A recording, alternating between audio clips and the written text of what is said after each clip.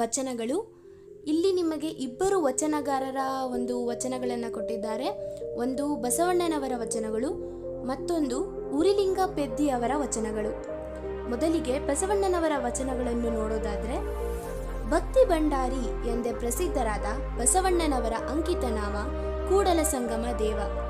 ಅವರು ನೈಜ ಭಕ್ತಿಯನ್ನು ನಡವಳಿಕೆಗಳಲ್ಲಿ ಆಗುವ ಕೆಲವು ಬದಲಾವಣೆಗಳ ಮೂಲಕ ತಿಳಿಸುವ ಪ್ರಯತ್ನ ಮಾಡಿದ್ದಾರೆ. ಅದಕ್ಕೆ ಪೂರಕವಾಗಿ ಮನುಷ್ಯರ ನಡುವೆ ಮನಸ್ಸು ಬೆರೆತಾಗ ತನು ಅಂದರೆ ದೇಹ ಕರಗಬೇಕು, ಸ್ಪರ್ಶದಲ್ಲಿ ಪುಳಕ ಅಂದರೆ ರೋಮಾಂಚನ ಉಂಟಾಗಬೇಕು, ಪರಸ್ಪರ ಒಬ್ಬರನ್ನೊಬ್ಬರು ಕಂಡಾಗ ಆನಂದ ಬಾಷ್ಪ ಸುರಿಯುವಂತಹ ಭಾವುಕತೆಗಳಿರಬೇಕು, ಮಾತನಾಡುವಾಗ ಗಂಟಲು ತೇವಗೊಳ್ಳಬೇಕು, ಅಂದರೆ ಎದೆ ತುಂಬಿ ಧ್ವನಿ ಮೃದುವಾಗಬೇಕು. ಇವು ಕೂಡಲ ಸಂಗಮನ ನಿಜ ಭಕ್ತರ ಗುಣಗಳು. ಈ ಲಕ್ಷಣಗಳು ಇಲ್ಲವಾದರೆ ಅದು ತೋರಿಕೆ, ಡಾಂಬಿಕತೆ ಎನ್ನಿಸಿಕೊಳ್ಳುತ್ತದೆ. ತನ್ನ ಸಹಜೀವಿಗಳೊಡನೆ ಮಾನವೀಯತೆಯೇ ಬೆಳೆಸಿಕೊಳ್ಳದ ಮನುಷ್ಯ ಯಾವುದೇ ಕಾರಣಕ್ಕೂ ದೇವರ ಪ್ರೀತಿಗೆ ಪಾತ್ರರಾಗಲು ಸಾಧ್ಯವಿಲ್ಲ ಎಂಬುದನ್ನು ಬಸವಣ್ಣನವರು ನಿರೂಪಿಸಿದ್ದಾರೆ.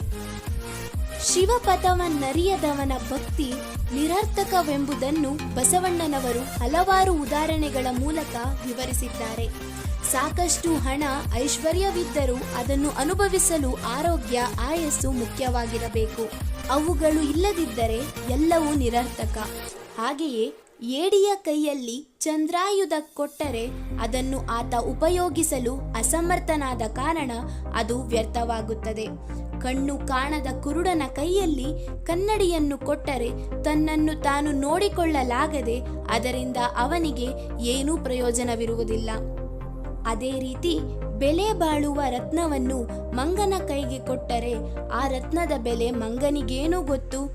ಈ ಹಿನ್ನೆಲೆಯಲ್ಲಿ ನೋಡುವುದಾದರೆ ಶಿವಶರಣನಾದವನಿಗೆ ಲಿಂಗ ಪೂಜೆ, ಶರಣಪಥದ ಅರಿವು ಇಲ್ಲದಿದ್ದರೆ ಆ ಪೂಜೆಯೂ ನಿರರ್ಥಕ ಎಂಬುದಾಗಿ ಬಸವಣ್ಣನವರು ಹೇಳಿದ್ದಾರೆ.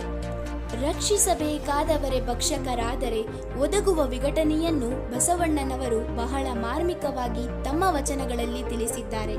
ಅಂದರೆ ಒಲೆ ಹತ್ತಿ ಉರಿದರೆ ನಾವು ನಿಲ್ಲಬಹುದು, ಆದರೆ ದರೆಯೇ ಹತ್ತಿ ಉರಿಯುತ್ತಿದ್ದರೆ ಅಲ್ಲಿ ನಿಲ್ಲುವುದಿರಲಿ, ಯಾರೂ ಕೂಡ ಬದುಕಲು ಸಾಧ್ಯವಿಲ್ಲ.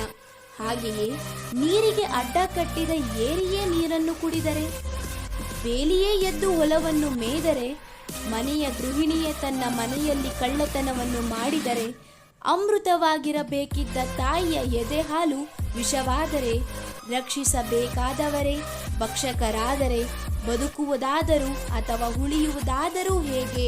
ಕೂಡಲ ಸಂಗಮ ದೇವ ಎಂದು ಬಸವಣ್ಣನವರು ಹೇಳಿದ್ದಾರೆ.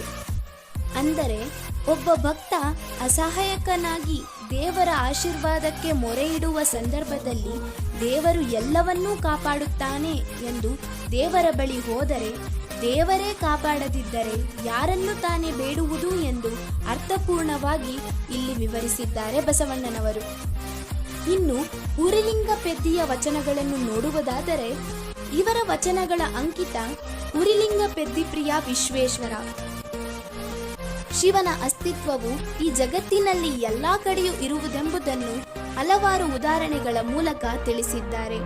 ಸೂರ್ಯನಿಲ್ಲದೆ ಹಗಲಾಗಲು ಸಾಧ್ಯವಿಲ್ಲ, ದೀಪವಿಲ್ಲದೆ ಬೆಳಕು ಕಾಣಲು ಆಗುವುದಿಲ್ಲ, ಅಂತೆಯೇ ಪುಷ್ಪವಿಲ್ಲದೆ ಅದರ ಪರಿಮಳವನ್ನು ಅರಿಯಲಾಗದು. ಈ ರೀತಿಯಾಗಿ ಭಕ್ತಿಗೆ ಬೇಕಾದ ಪರಿಜ್ಞಾನವು, ಪರಿಶುದ್ಧವೂ ಇಲ್ಲದೆ ಶಿವನನ್ನು ಕಾಣಲು ಸಾಧ್ಯವಿಲ್ಲ. ಅತಿ ಶ್ರೇಷ್ಠ ಪರಶಿವನಿಂದಲೇ ಲಿಂಗವು ತೋರುವುದು. ಆದ್ದರಿಂದ ನಿಜವಾದ ಭಕ್ತನಿಗೆ ದೇವರನ್ನು ಅರಿಯುವಂತಹ ವಿಧಾನ ಮುಖ್ಯವಾಗಿ ಬೇಕಾಗುತ್ತದೆ ಎಂದು ವಚನಕಾರರು ತಿಳಿಸಿದ್ದಾರೆ. ಮುಟ್ಟಿದ್ದನ್ನು ಚಿನ್ನವಾಗಿಸುವ ಪರುಷದ ಅಂದರೆ ಶಿಲೆಯ ಗೃಹದೊಳಗಿದ್ದವನು ಮನೆ ಮನೆಗೆ ಭಿಕ್ಷೆ ಬೇಡಲು ಹೋಗುವುದಿಲ್ಲ. ನದಿಯಲ್ಲಿಯೇ ಇದ್ದವನು ಬಾಯಾರಿಕೆಯಾದರೆ ಅಲ್ಲಿಯೇ ಇರುವ ಶುದ್ಧವಾದ ನದಿ ನೀರನ್ನು ಕುಡಿಯುತ್ತಾನೆಯೇ ವಿನಃ ಕೆಟ್ಟ ಕಲುಷಿತಗೊಂಡಿರುವ ಕೆರೆಯ ನೀರನ್ನು ಹುಡುಕಿಕೊಂಡು ಹೋಗುವುದಿಲ್ಲ. ಮಂಗಳ ಸ್ವರೂಪ ಶಿವಲಿಂಗವನ್ನು ದೇಹದಲ್ಲಿ ಧರಿಸಿದ ಭಕ್ತನು ಮತ್ತೆ ಅನ್ಯ ಲಿಂಗಗಳನ್ನು ನೆನೆಯಲು ಸಾಧ್ಯವಿಲ್ಲ. ಹಾಗೆ ನೆನೆಯುತ್ತಾನೆಂದರೆ ಅವನಿಗೆ ಶಿವನಲ್ಲಿ ದೃಢಭಕ್ತಿ ಇಲ್ಲವೆಂದು ಅರ್ಥ. ಅವನ ಭಕ್ತಿ ತೋರಿಕೆಯ ಭಕ್ತಿಯಾಗುತ್ತದೆ ಎಂದು ಉರಿಲಿಂಗ ಪೆದ್ದಿ ಅವರು ತಿಳಿಸಿದ್ದಾರೆ. ಗುರು ಲಘುವಾಗಲಾರ, ಲಘು ಗುರುವಾಗಲಾರ ಎಂದರೆ ಹಗುರವಾದ ವರ್ತನೆಯುಳ್ಳವನು ಗುರುವಾಗಲಾರ. ಶ್ರೇಷ್ಠವಾದ ಗುರುವು ಹಗುರವಾಗಿ ವರ್ತಿಸಲು ಸಾಧ್ಯವಿಲ್ಲ ಎಂದರ್ಥ. ಗುರುವು ಲಘುವಾಗಿ ವರ್ತಿಸಿದರೆ ಅದು ಆಚಾರ ಎನ್ನಿಸುವುದಿಲ್ಲ. ಗುರುವಾದವನು ಲಿಂಗ ಜಂಗಮ ಪ್ರಸಾದಗಳನ್ನು ಹಗುರವಾಗಿ ಕಂಡರೆ ತಾನೇ ಲಘುವಾಗುತ್ತಾನೆಂದು ಹೇಳುವ ಮೂಲಕ ಗುರುವಾದವನು ಘನವೆತ್ತ ಗುಣವನ್ನು ಹೊಂದಿರಬೇಕು ಎಂಬ ಆಶಯವನ್ನು ಇಲ್ಲಿ ಉರಿಲಿಂಗ ಪೆದ್ದಿಯವರು ಹೊಂದಿದ್ದಾರೆ.